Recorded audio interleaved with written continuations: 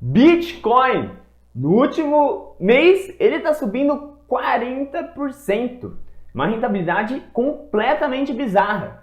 E por isso as pessoas abrem o olho para o Bitcoin novamente e querem comprar isso.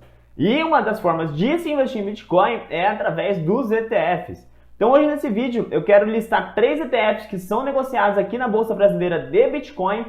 Vou te dar a minha opinião sobre isso, se vale a pena ou não comprar ETF de Bitcoin. E se caso valer a pena, eu vou te falar o que eu escolheria para investir. Então bora pro vídeo.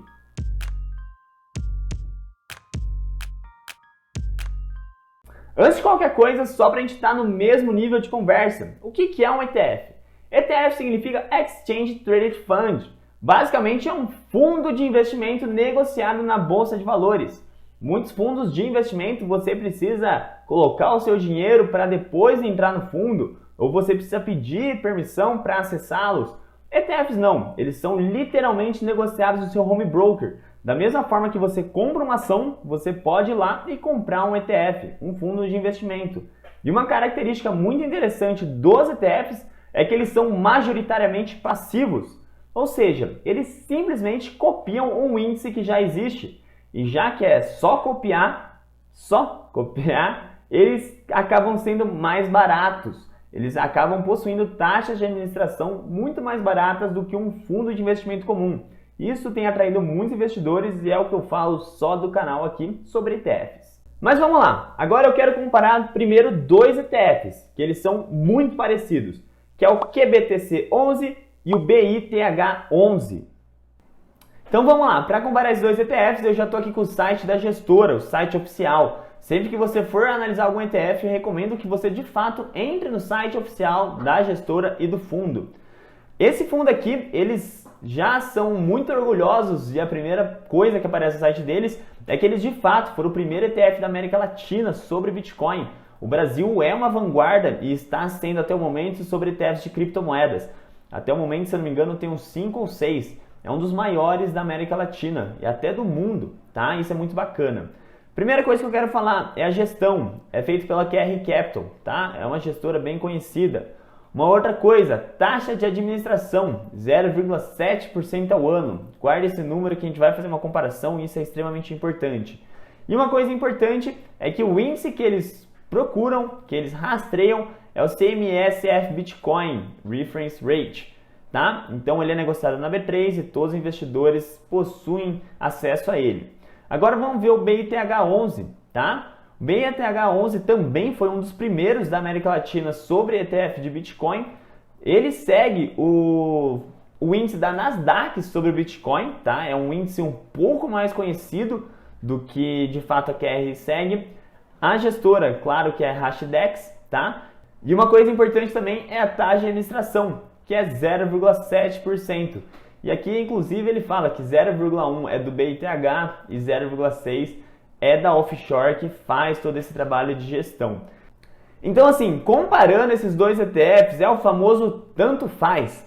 Você basicamente vai seguir a mesma ideia, que é 100% do Bitcoin, apesar de ser índices diferentes, esses índices caminham praticamente iguais, a taxa de administração é idêntica. Então, é literalmente o famoso tanto faz, tá? O que eu faria nesses 2 casos? Eu procuraria quem tem mais um patrimônio ali alocado, porque talvez traria mais segurança, mas, poxa, tanto faz, literalmente, tá? Uma coisa que eu me atentaria é que esse vídeo aqui eu tô gravando no dia 30 de janeiro. Então, pode ser que quando você for investir daqui a alguns anos ou daqui a alguns meses, a taxa de administração possa ter mudado. Justamente porque a ideia dos ETFs, pelo menos no futuro, eu vejo dessa forma, que vai começar a haver muita concorrência por busca de capital. E uma das formas de filtrar qual dos ETFs eu escolheria seria a taxa de administração. Então, se um dos ETFs tivesse 0,6% de taxa de administração contra 0,7%, eu escolheria o mais barato. E isso vai criar uma concorrência muito saudável para nós investidores. Então, dá uma olhadinha na taxa de administração antes de investir, porque você pode se beneficiar com isso. Agora, um ETF que eu quero falar aqui para vocês é sobre o Hash11. A gestora também é o Hashdex, tá? Ele segue o Nasdaq Cripto, um índice da Nasdaq sobre criptomoedas. e a taxa de administração dele é 1,3%. É uma taxa bem salgada. Mas ele tem essa taxa justamente porque ele não replica simplesmente o Bitcoin, e sim ele compra várias criptomoedas. Então, se a gente clicar aqui em composição, a gente vai ver em todas as criptomoedas que ele investe. Hoje em dia está em mais de 10 talvez. Quando esse índice foi lançado, a ideia dele era comprar somente 11. Mas como o mercado de criptomoeda está crescendo, isso está variando bastante.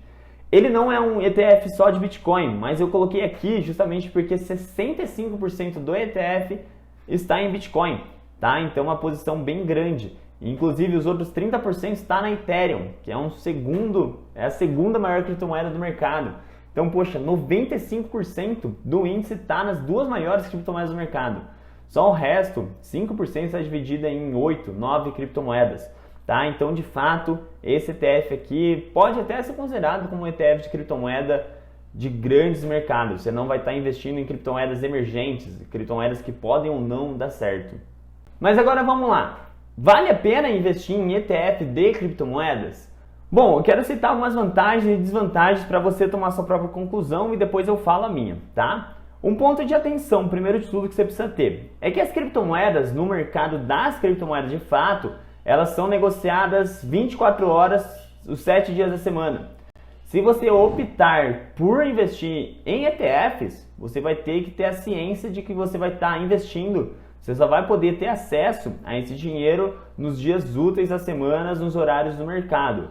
Então, para mim, já é uma desvantagem de liquidez. Uma outra desvantagem que eu vejo é em relação à tributação. Comprando criptomoedas, você é isento de até 35 mil reais.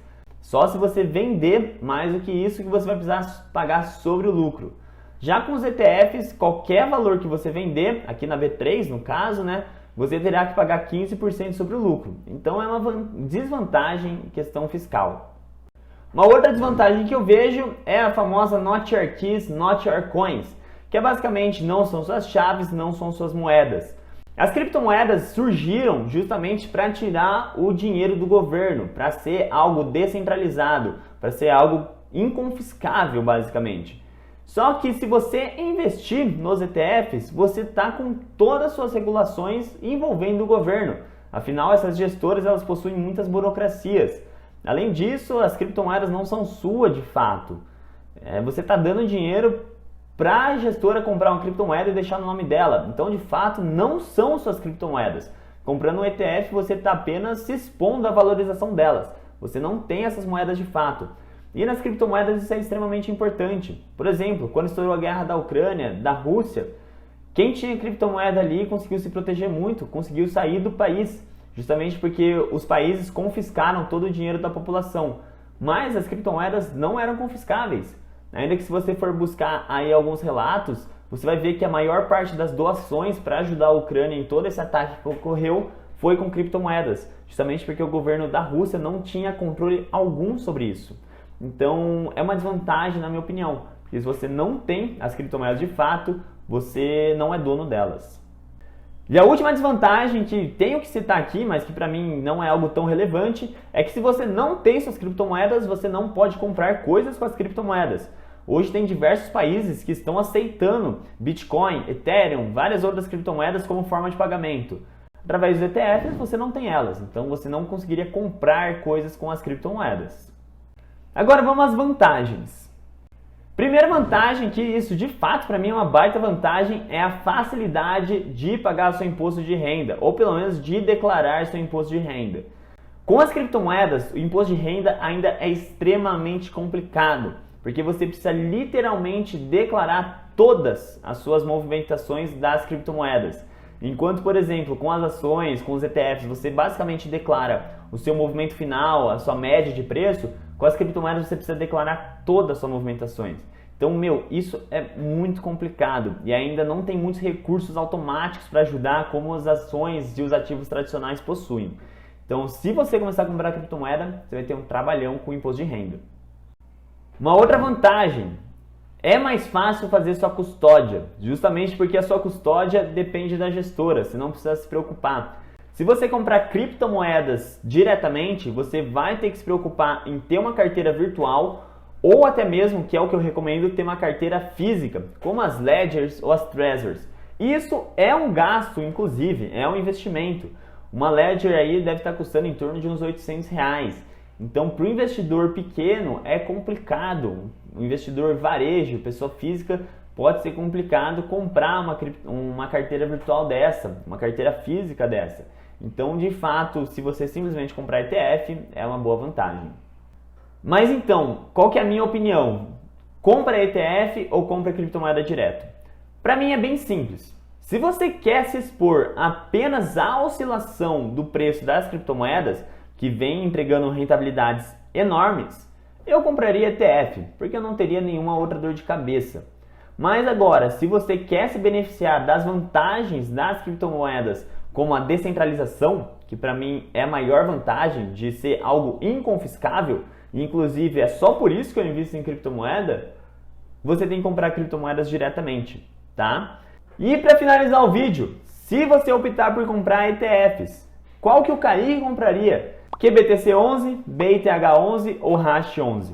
Lembrando que isso não é recomendação de compra ou de venda, tá? Mas eu compraria o Hash11, justamente porque o Hash11 possui uma enorme posição, 95% do ETF é em Bitcoin e Ethereum, que são as duas maiores criptomoedas do mercado, talvez sejam as únicas consolidadas de fato no mercado. Inclusive, o Ethereum, na minha opinião, é uma criptomoeda que tem muito mais potencial de crescimento do que o Bitcoin, então, para mim é muita vantagem ter o Ethereum em carteira. E além disso, os outros 5%, ele investe nas criptomoedas que podem explodir. O Hash11 possui criptomoedas muito boas, como a Chainlink, por exemplo, que para mim ela vai se consolidar como a terceira maior criptomoeda do mercado. Então, mesmo que você tenha uma pequena porcentagem exposta ali, você tá e pode se beneficiar muito dessas outras criptomoedas que tendem a crescer. Mas lembrando, isso não é uma recomendação de compra nem de venda. Mas aí, você gostou desse vídeo? Fez sentido para você? Eu consegui te ajudar um pouco mais sobre esses ETFs de Bitcoin e criptomoedas? Se sim, não esquece de deixar um like, que isso ajuda demais a gente a continuar fazendo o nosso trabalho aqui. E se inscreve no canal. Todas as quintas-feiras a gente posta análises ou algum comentário sobre algum ETF do mercado norte-americano ou do brasileiro. Então se inscreve aí para não perder nada. A gente se vê numa próxima. Valeu!